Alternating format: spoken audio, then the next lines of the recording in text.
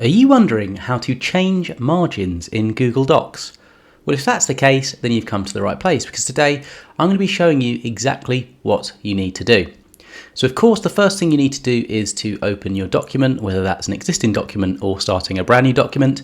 And it's very, very simple. All you need to do is click the File button at the top left, scroll down all the way to Page Setup, and then you should see on the right-hand side, we have the margin area. So you would literally just change this. By default, all of the margins are set to 1 inches. So that's the top, bottom, left and right.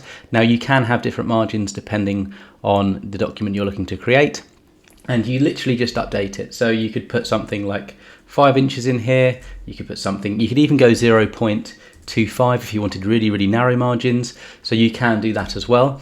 Now the other thing to consider is that you can apply these margins to the whole document or on selected content. So you could actually only put this on certain pages if you wanted to.